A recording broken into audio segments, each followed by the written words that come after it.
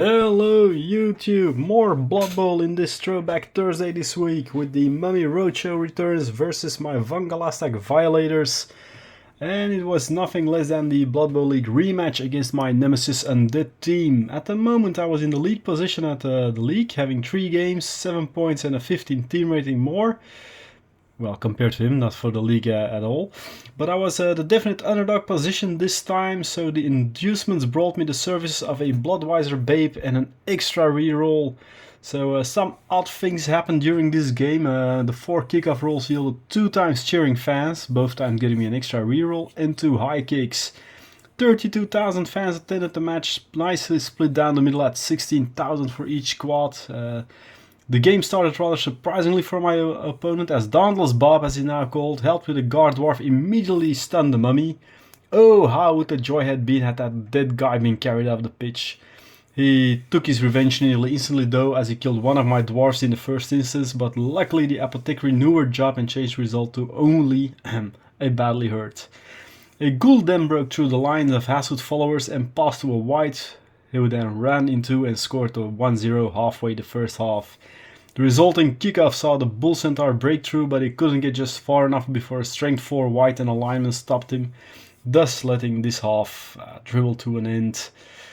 Oh yeah, this time though, for the second time, it saw like Hasud had bestowed his blessings on the Dwarf Faders team, as the Violators managed to knock out no less than 4 players of the Undead. Another zombie was sent off with a red card, and one of my hobgoblins injured a mummy also by a foul.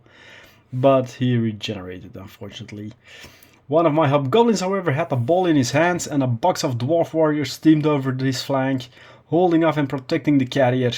When that fella almost got isolated, he handed it off to another hobgoblin, who made a run for it over and cleared the pitch, only to score in my final turn the equalizer 1-1, and a good result in my book.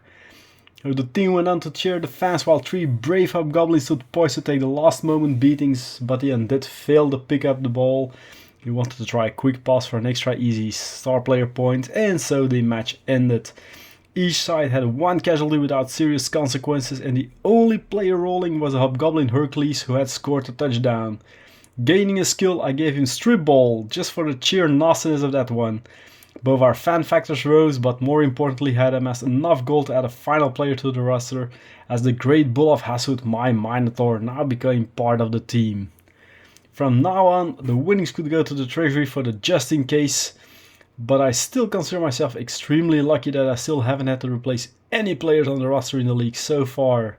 So league-wise, I'm now at 10 points out of 6 matches, and it is still possible to qualify for the cross-finals, but I have no clue, and as it seemed back then nobody had, when the preliminaries are going to end. So, well, it was a quick with Undead and Chaos Dwarfs.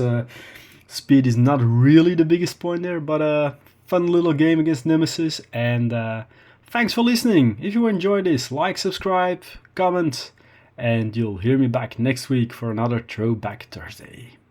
Did you like the Chaos Dwarf content in this video and want to know more about Chaos Dwarfs? Then check out the Chaos Dwarf online forum by scanning the QR code you now see on screen.